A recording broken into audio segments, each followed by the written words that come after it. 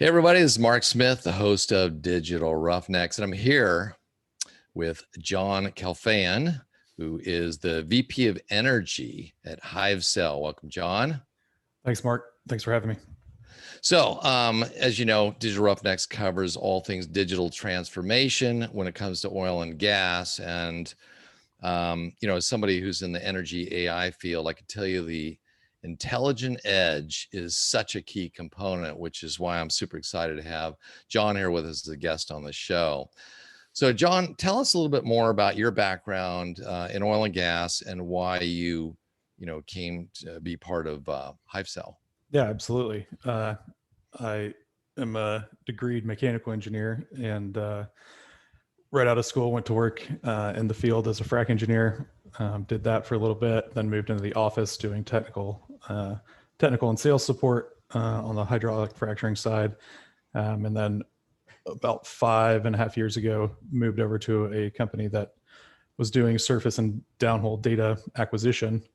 And did that for them for about 5 years, and then recently moved over to Hivecell back in January. But the most interesting thing about Hivecell that really drew me to it was this idea of being able to bring your compute, bring your cloud, bring your apps, to the well site. I think there's a tremendous amount of opportunity to be had in the space when you start reframing how you think about where your apps can live and what you can do with those apps when they are localized in the field without having to have the requirement of, say, internet access. The other big, primarily attractive thing for me was this concept of high availability and data redundancy. So as you can see behind me, you can stack up the Hivecell nodes, and then anything that's running on any of those nodes individually, if one of them were to fail, fails over to any of the other available nodes that you see within the stack. So you have this backup, redundancy, peace of mind, insurance, whatever you want to call it, which, as we all know in the oil field, is time is money. So if you can prevent downtime or NPT, or not have to hotshot a new part out or find a flight to send the technician out on the next available flight, there's a tremendous amount of savings and efficiency to be had there. I remember our first pilot we did with an oil and gas site, and so we've got our cameras all set up. Great. So, John, how would people find out more about your product? Absolutely. To find out more about us, I've got a special landing page set up. Those will be in a link on the show notes. And we got this bill from Verizon for $14,000, and we said, holy crap. Okay, we can't do that anymore. We got to have an edge device, right? We got to be processing this thing on the edge and then only send up the exceptions or results up to the cloud, or we're going to burn through bandwidth and stuff. So tell me about some of the problems that Hivecell solves. Absolutely. Yeah, there's a couple different pain points here.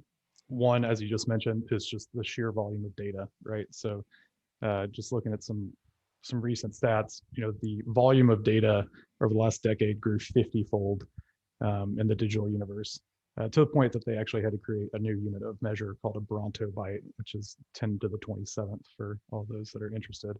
But volume is a big component, and it's estimated that 75% of the new data created over the next 5 years will actually be created outside of the traditional cloud. And so that if it's being created outside the cloud, you obviously need somewhere for that data to go, which is the edge. And as you mentioned, not all of that data needs to be pushed to the edge. The cloud has kind of become this giant repository for our data, but just pushing the data to the cloud doesn't magically make it useful or more or valuable or easier to use or consume.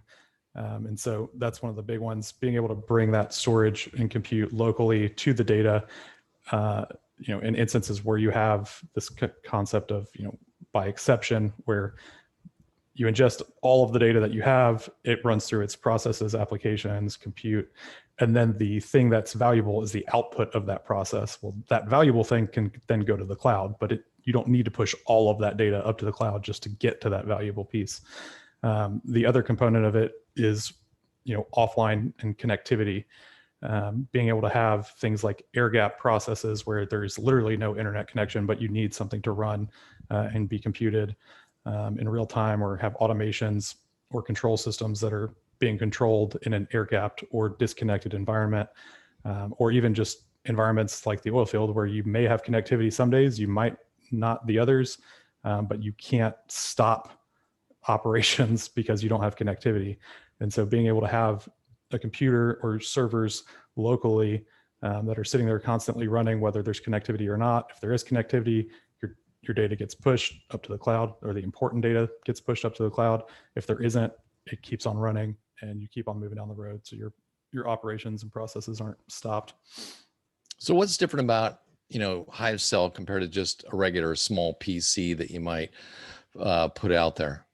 Yeah, for sure. So a couple of our big differentiators, for one, as you can see behind me, they're modular. So you use the term Legos, and I'm a big Lego fan. So that's exactly what they are. Or that's how you can think about them. You can literally stack them up and scale them as you need. So our business model is built around individual nodes.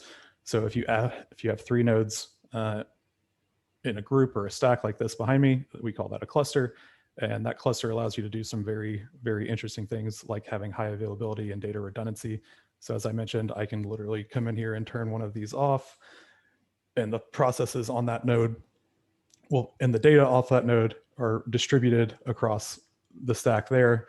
So your processes and data aren't lost, or they don't quit running just because one of them fails or dies. We've also got built-in battery backup, as you can see. So I can literally take this off the stack and it's still running. All the processes and everything are still running there. And they have a Wi-Fi communication with each other when you do disconnect them physically, so that everything keeps on moving and keeps on running down the road.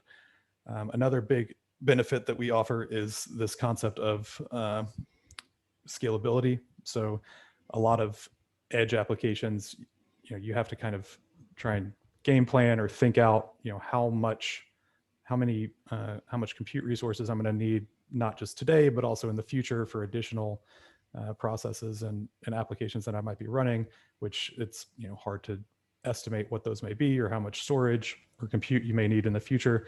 And so instead of having to overbuy what you might need in the future, or overcommit to something that is theoretical in the future, we allow you to buy what you need today. And then if you need more in the future, you literally just add another node to the stack and keep on running.